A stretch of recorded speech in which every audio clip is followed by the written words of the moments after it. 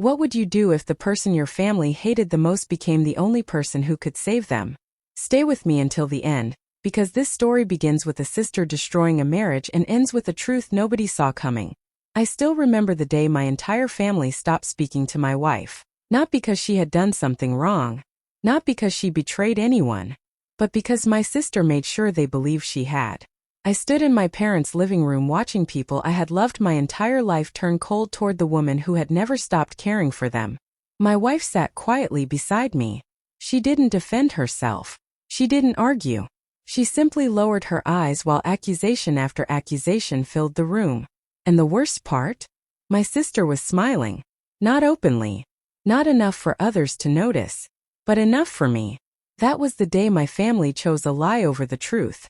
What none of them knew was that one day they would desperately need the same woman they had pushed away. And when that day arrived, everything changed. My name is Kamogelo by Ila. I was 32 years old, a civil engineer living in Durban. My wife, Naledi Kosana, was the kindest person I had ever known. My younger sister, Amahle by Ila, had always needed to be the center of attention. For years, I believed her jealousy was harmless. I was wrong. The first time I brought Naledi home after our engagement, I truly believed everything would be perfect. My parents welcomed her with warm smiles, and my relatives seemed excited to meet the woman I had chosen to spend my life with. Naledi had a way of making people feel comfortable. Within minutes, she was laughing with my aunt, helping my mother in the kitchen, and listening to my grandfather's stories as if she had known him for years. Watching her fit into my family so naturally made me proud. She wasn't trying to impress anyone. That was simply who she was. Kind, respectful, and genuinely interested in people. By the end of the evening, several relatives were already talking about how lucky I was to have found her.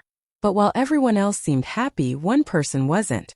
My younger sister, Amahle, sat quietly in the corner of the room. At first, I thought she was simply shy or tired. I didn't notice the way her smile faded every time someone complimented Naledi. I didn't notice how uncomfortable she looked whenever the attention shifted away from her. For years, Amahle had been the center of every family gathering. Everyone listened to her stories, laughed at her jokes, and focused on her achievements. Now, without anyone realizing it, Naledi's presence was changing that.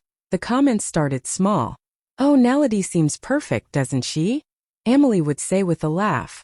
Or, "I guess some people know exactly how to make everyone like them." The remarks sounded harmless. Most people brushed them off as jokes. Even Naledi smiled politely and ignored them. But looking back, those comments were never jokes. They were the beginning of something much bigger. As the weeks passed, Amahle became more subtle. She would whisper little things to relatives when Naledi wasn't around. She would question Naledi's intentions or suggest that she was trying too hard to win everyone over. Nothing serious enough to start an argument. Just enough to plant doubt. The scary part was that nobody noticed what was happening. Not my parents. Not my relatives. And not even me. While we were busy planning our wedding and dreaming about our future, Amahle was quietly planting seeds of division inside the family. Seeds that would eventually grow into something capable of tearing relationships apart. At the time, we thought we were building a stronger family. We had no idea that the first cracks had already begun to appear. At first, the changes were so small that neither Naledi nor I paid much attention to them. Life continued as normal. We were busy preparing for our wedding, working long hours, and making plans for our future together. But while we focused on building our lives, Amahle was quietly building something else. She had started spreading stories. Not obvious lies that could easily be disproven. The dangerous kind. The kind that sounded believable. One afternoon, my aunt mentioned that Naledi had complimented her home during a family visit. Seemed like a simple conversation. But somehow, Amahle retold the story differently. She told relatives that Naledi had actually been criticizing the house and comparing it to places she had lived before. Soon another story appeared. Then another. And another. Every innocent comment Naledi made somehow returned to us twisted into something ugly. If Naledi spoke about her job, Amahle claimed she was bragging. If Naledi offered advice, Amahle said she was acting superior. If Naledi stayed quiet, Amahle told people she thought she was better than everyone else. The rumors spread faster than we realized. What made it worse was that Amahle never attacked Naledi directly in public. Instead, she whispered her stories during private conversations. She would act concerned rather than jealous. "I don't know," she would say softly.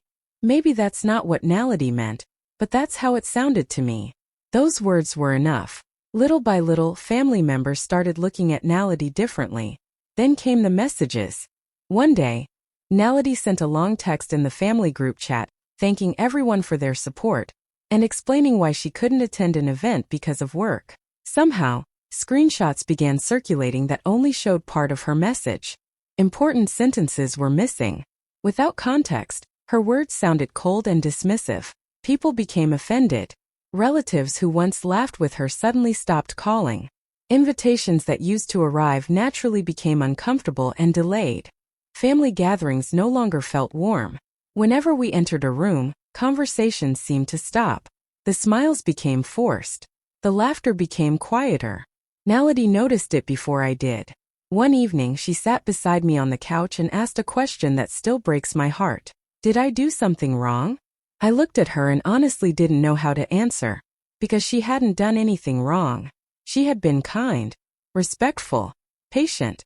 Yet somehow the people who once welcomed her were slowly pulling away. And the worst part was that she had no idea why. Neither of us knew that behind every cold stare and awkward silence was a lie that had been carefully planted by the one person we trusted most. The moment everything finally exploded happened during my uncle's birthday celebration. What was supposed to be a happy family gathering quickly became one of the worst days of my life. The house was full of relatives. People were laughing, eating, and sharing stories. For a brief moment, I thought maybe things were getting better. Naledi had spent the entire morning helping prepare food and decorations. As always, she was trying her best to make everyone feel comfortable despite the growing distance she had been feeling from my family. But Amahle had other plans.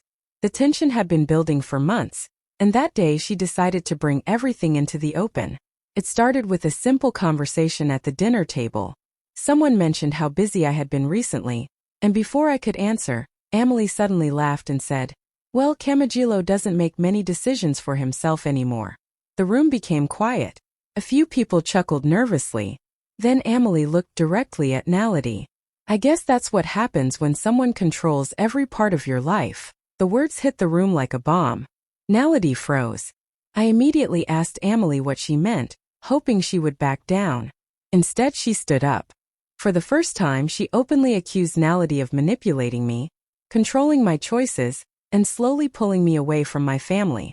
The accusations came one after another. Every twisted rumor she had spent months spreading suddenly became public. And what shocked me most was what happened next. Several relatives immediately agreed with her. One by one, family members started bringing up old misunderstandings as proof. Someone mentioned a text message that had been taken out of context. Another talked about a conversation Naledi supposedly had months earlier. A cousin claimed she always acted superior. The stories kept coming. None of them were true. But after hearing the same lies repeatedly for months, people had started believing them. I tried defending my wife. I explained the truth. I reminded everyone how kind Naledi had always been. But nobody wanted to listen. Every word I said was interrupted. Every explanation was dismissed. It felt like the entire room had already made its decision before we even arrived. Then I looked at Naledi. Tears were slowly running down her face. She wasn't arguing. She wasn't defending herself. She simply sat there listening as people she had loved and respected judged her without giving her a chance to speak. Finally, she stood up quietly. The room fell silent. Without saying a single angry word, she picked up her bag and walked toward the door. I followed her immediately. But as we left, I heard something that broke my heart. Several relatives blamed Naledi for ruining the celebration. Not the lies, not the accusations, her. And in that moment I realized my family had chosen a side. And it wasn't ours. After the birthday disaster, nothing felt the same anymore. The damage that Amahle's lies had caused was no longer hidden beneath polite smiles and awkward conversations. Everything was out in the open now. My family had made it clear where they stood. And unfortunately, it wasn't beside my wife. At first, I convinced myself things would calm down. I believed that once emotions settled, people would realize how unfairly Naledi had been treated. I thought the truth would eventually come out. But instead, things became worse. The phone calls became less frequent. The family visits stopped completely. Relatives who once dropped by our house without notice suddenly disappeared from our lives. Birthdays passed without invitations. Family dinners happened without us. Little by little, we were being pushed out. What hurt the most was watching how it affected Naledi. She never complained. She never demanded that I cut ties with my family. She never spoke badly about them. But I could see the sadness she tried so hard to hide. Every time a family event happened, she would quietly ask if I wanted to go alone. Every time my parents ignored her messages, she pretended it didn't bother her. Every time someone excluded her, she smiled and acted like everything was fine. But I knew better. I saw the tears she wiped away when she thought I wasn't looking. I heard the pain in her voice when she wondered why people hated her so much. The holidays became the hardest part. Christmas used to be my favorite time of year. Our family would gather together, laugh, exchange gifts, and create memories. But now every holiday felt like a reminder of everything we had lost. When we attended family gatherings, my parents barely acknowledged Naledi. My mother would greet everyone in the room except her. My father would speak to me but avoid looking at my wife. The silence was often more painful than words. And in the middle of all of it, I felt trapped. I loved my wife with all my heart. But I also loved my family. Every day felt like a battle between two parts of my life. I wanted to protect Naledi. I wanted to repair my relationship with my parents. I wanted everyone to stop fighting. But no matter what I did, it seemed impossible. One night, after another painful family gathering, I finally broke down. I told Naledi I felt like I was being forced to choose between her and my family. I'll never forget her response. She took my hand and looked directly into my eyes. "Kamogelo," she said softly, "I would never ask you to choose. They're your family. I don't want to take that away from you." Even after everything they had done to her, she still showed them grace. That was the moment I realized something important. The strongest person in this entire situation wasn't me. It was Naledi. Because despite all the hurt, rejection, and heartbreak, she continued choosing kindness when most people would have chosen anger. For a long time, I believed the conflict between Naledi and Amahle was simply a personality clash. I thought maybe they misunderstood each other.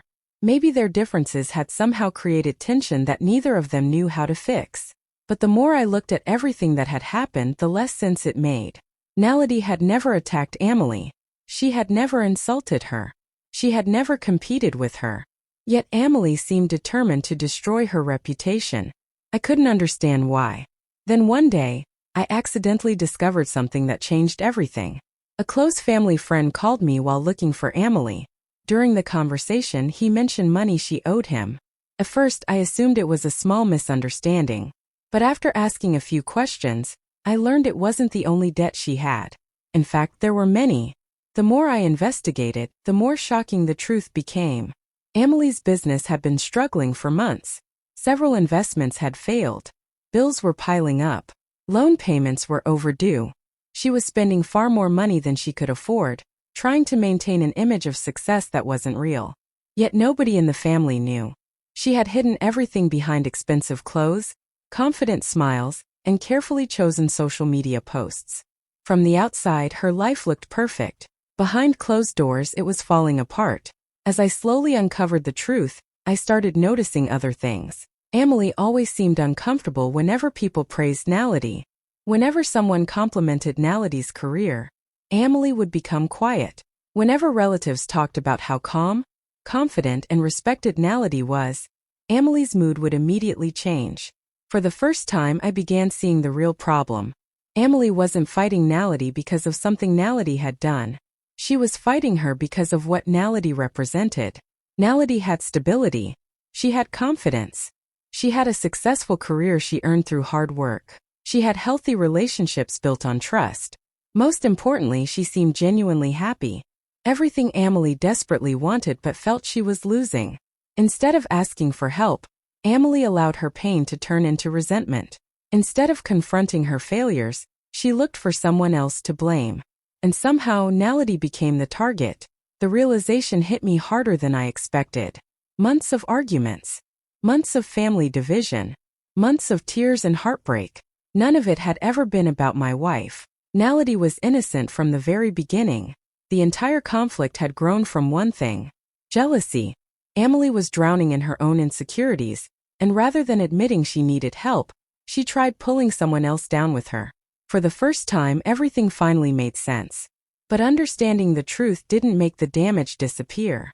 The lies had already spread, the relationships had already been broken, and the consequences of Amahle's choices were only beginning. Just when I thought things couldn't get worse, Amahle found a way to push my family even further away from Naledi. The final blow came during a disagreement between two relatives over a family financial matter. Naledi wasn't involved in the situation at all. In fact, she barely knew the details. But somehow, through a series of twisted stories and half-truths, Amahle managed to make it seem as though Naledi had influenced the entire dispute from behind the scenes. By the time the story reached the rest of the family, it barely resembled the truth. People began saying that Naledi was trying to divide the family. Others claimed she was manipulating me to turn against my relatives. Some even accused her of creating problems intentionally, so she could isolate me from everyone I loved. The accusations were ridiculous. But after months of rumors, many people were ready to believe anything negative about her. Nobody asked Naledi for her side of the story. Nobody wanted proof. Their minds were already made up. The family meeting that followed felt more like a trial than a conversation. One relative after another blamed Naledi for problems she had nothing to do with. Every attempt I made to explain the truth was ignored. Amahle sat quietly while others defended her version of events. She didn't need to speak much anymore. The damage had already been done. That day my family made their choice. And it wasn't us. Afterward, invitations stopped completely. Birthdays passed without a phone call. Holiday gatherings happened without us. Family group chats became silent whenever our names appeared. It was as if Naledi and I no longer existed. For months, almost no communication took place. At first, the separation broke my heart. I missed my parents. I missed my relatives. I missed the family traditions I had grown up with. Some nights I sat alone wondering how everything had fallen apart so quickly. But something unexpected happened. As painful as the distance was, our home became peaceful again. The constant arguments disappeared. The stress faded. Naledi no longer had to worry about being judged every time she entered a room. For the first time in a long while, she could simply be herself. We spent more time together. We focused on our marriage. We rebuilt the happiness that family drama had stolen from us. Meanwhile, Amahle's life continued moving in the opposite direction. The problems she had hidden for so long were getting worse. Her debts were growing.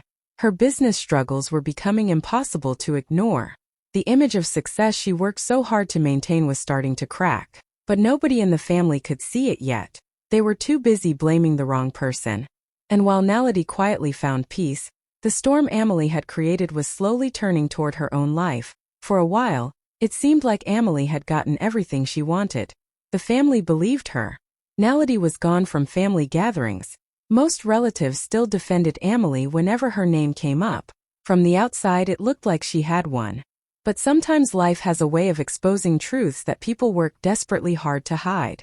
And when Amahle's world finally started falling apart, it happened faster than anyone expected. The business she had invested so much money and pride into suddenly began struggling. At first, she told everyone it was only a temporary setback. She posted confident messages online and continued acting as if everything was under control. But behind closed doors, the reality was very different. Clients started leaving. Important contracts were canceled. Payments she had been expecting never arrived. Every week brought new problems. Every month brought new losses. The business that she believed would secure her future was slowly collapsing right in front of her eyes. Soon the financial pressure became impossible to hide. Debt started piling up. Bills went unpaid. Collection notices began arriving. The stress followed her everywhere. For the first time, Amahle could no longer maintain the image she had spent years creating. People began noticing the cracks. And that's when something even more painful happened. The friends who always surrounded her started disappearing. The same people who enjoyed celebrating her successes suddenly became unavailable whenever she needed support. Phone calls went unanswered. Messages were ignored. Promises of help never materialized. One by one they walked away. Then the relatives who had spent years defending her began creating distance as well. Some stopped visiting. Others stopped asking questions. Many simply didn't want to get involved. It was easier to look away than face the truth. Amahle had spent years convincing everyone that Naledi was the problem. Now she was discovering that when real problems arrive, blame cannot solve them. The pressure continued building until it started affecting her health. She barely slept. She constantly looked exhausted. Worry replaced the confidence she once carried so proudly. The stress became visible on her face. Even simple daily tasks seemed overwhelming. For the first time in her life, she looked defeated. I heard bits and pieces of what was happening through relatives, but I never celebrated her downfall. Neither did Naledi. In fact, Naledi felt sorry for her. That was the difference between them. One had spent years trying to destroy the other. The other still showed compassion. As Amahle's situation grew worse, she found herself standing in a place she had never imagined. Her business was failing. Her finances were collapsing. Her health was deteriorating. Her supporters were disappearing. And for the very first time, she was completely alone. The loneliness she had helped create for Naledi had finally found its way back to her own door. Just when it seemed like Amahle's situation couldn't get any worse, life delivered another devastating blow. One afternoon, my phone rang unexpectedly. It was my mother. The moment I heard her voice, I knew something was wrong. She sounded frightened. Not angry. Not defensive. Frightened. She explained that Amahle had received terrible news. A serious situation had developed that required immediate support, professional guidance, and resources that nobody in the family could provide on their own. Suddenly, the problems that had been hidden for months could no longer be ignored. What had once been a personal struggle had become a full-blown crisis. For the first time, the entire family was forced to face reality. Panic spread quickly. Everyone began searching for solutions. Relatives made phone calls. Friends were contacted. Old business associates were approached. Every possible connection was explored. But one by one, doors began closing. People who had once promised support suddenly became unavailable. Organizations refused to get involved. Former partners distanced themselves. The same network of people who had surrounded Amahle during her successful days seemed to disappear overnight. Every lead ended in disappointment. Every attempt brought another dead end. Days passed, and the situation only became more urgent. The stress on my parents was heartbreaking to watch. For the first time in years, they looked completely helpless. The confidence they once had was gone. Fear had taken its place. Then something unexpected happened. During a family discussion, one relative quietly mentioned a name. Naledi. The room immediately fell silent. Nobody spoke for several seconds. Everyone knew exactly what that suggestion meant, because despite everything that had happened, Naledi possessed something nobody else in the family had. Through years of hard work, she had built professional relationships, earned respect in her field, and developed connections that could potentially open doors that remained closed to everyone else. More importantly, she had a reputation for helping people, even those who didn't deserve it. The uncomfortable truth settled over the room. The woman they had rejected, the woman they had blamed, the woman they had pushed out of the family, was now the one person who might be able to help. My parents struggled to accept it. Some relatives looked embarrassed. Others couldn't even meet each other's eyes, because asking Naledi for help would force them to confront something they had avoided for years. The possibility that they had been wrong. Not a little wrong. Completely wrong. For years they had listened to lies. For years they had judged someone who never harmed them.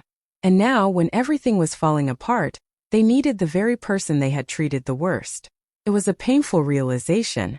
But sometimes the truth arrives when people need it most. And for my family, that moment had finally come. The only question remaining was whether Naledi would be willing to help the people who had given her every reason to walk away. Few days after the family realized Naledi might be the only person capable of helping Amahle, something happened that I never thought I would see. My parents came to our house. Not for a holiday. Not for a celebration. Not to argue. They came because they had run out of options. When I opened the door and saw them standing there, I immediately noticed how different they looked. The confidence they once carried was gone. The pride that had kept them distant for years had disappeared. For a moment nobody spoke. Then my mother's eyes filled with tears. She looked at Naledi and quietly asked if they could come inside. The atmosphere in our living room felt heavy. Years of pain sat between everyone in that room. Years of accusations. Years of silence. Years of damage. My father stared at the floor before finally speaking that in a voice I had never heard before. He admitted they needed help. Not for themselves. For Amahle. The daughter they had spent years defending. The daughter whose lies had destroyed so many relationships. For the first time they weren't making demands. They were asking. Their pride had been replaced by desperation. Then something even more shocking happened. Amahle herself walked into the room. She looked exhausted. Nothing like the confident woman who had once controlled every family gathering. The stress of the past months had changed her completely. For several seconds she couldn't even look at Naledi. Then she started crying. Not the kind of tears people use to gain sympathy. The kind that come from carrying guilt for too long. And finally the truth came out. Amahle admitted everything. She confessed that Naledi had never done the things she accused her of. She admitted she had twisted conversations, spread rumors, manipulated situations, created misunderstandings, and encouraged people to believe things that weren't true. As the words poured out, the room became silent. Amahle explained how jealousy had slowly taken control of her life. She had watched Naledi earn respect naturally. She had watched people admire her kindness. She had watched her build a stable and happy life. And instead of being happy for her, she became resentful. She allowed her insecurities to turn into bitterness. And that bitterness eventually became lies. Everyone expected Naledi to be angry. Honestly, I expected it too. After everything she had endured, nobody would have blamed her. But Naledi simply listened. She didn't interrupt. She didn't insult Amahle. She didn't remind anyone of the years she had suffered. She just listened. When Amahle finally finished speaking, the room waited for Naledi's response. What happened next stunned everyone. Because instead of revenge, they witnessed something far more powerful. They witnessed grace. And in that moment, every person in the room realized why Naledi had always been the strongest among us. After everything that had happened, nobody expected Naledi to say yes. Honestly, if she had refused to help, no one could have blamed her. For years she had been judged unfairly. She had been excluded from family gatherings. She had been blamed for problems she never created. She had watched people believe lies instead of trusting the truth. Yet after listening to Amahle's confession and seeing the pain written across my parents' faces, Naledi made a decision that changed everything. She chose to help.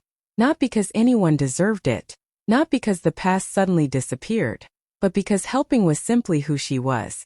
Within days, Naledi began using her knowledge, experience, and professional connections to find solutions. She made phone calls, arranged meetings, and guided Amahle through the difficult situation she was facing. Doors that had remained closed for everyone else slowly began opening. For the first time in months, hope returned. Amahle's situation did not improve overnight, but it stopped getting worse. The collapse that once seemed unavoidable was prevented. And everyone knew exactly who had made that possible. Naledi. As the crisis slowly stabilized, more truths started coming out. Relatives learned about the lies Amahle had spread over the years. They discovered how conversations had been twisted, how rumors had been created, how misunderstandings had been carefully encouraged.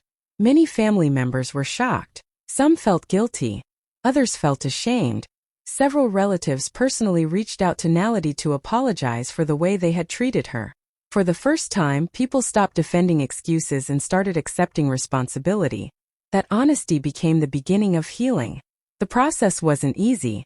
Trust that takes years to break cannot be repaired in a single day. But little by little, relationships began improving. Conversations became more honest. People listened more carefully. Old wounds slowly started closing. My parents also took responsibility for their part in everything. In front of the entire family, they openly acknowledged the pain they had caused Naledi. They admitted they had chosen assumptions over facts. They admitted they had failed to protect someone who had done nothing wrong. Their apology was sincere. And everyone could see it. Amahle's journey was even harder. She understood that saying sorry was only the first step. She had to earn trust back through actions. Day by day, she worked to become a better person. Not for recognition, not for praise, but because she finally understood the damage her jealousy had caused. As for Naledi, she received something far greater than an apology. She earned the respect of every person in that family. The respect that cannot be demanded. The respect that must be earned. Looking back now, I realize something important. True strength is not found in revenge. It is not found in proving people wrong. Sometimes the strongest person in the room is the one who has every reason to walk away, every reason to stay angry, every reason to never look back, yet still chooses compassion. And that person was always Naledi.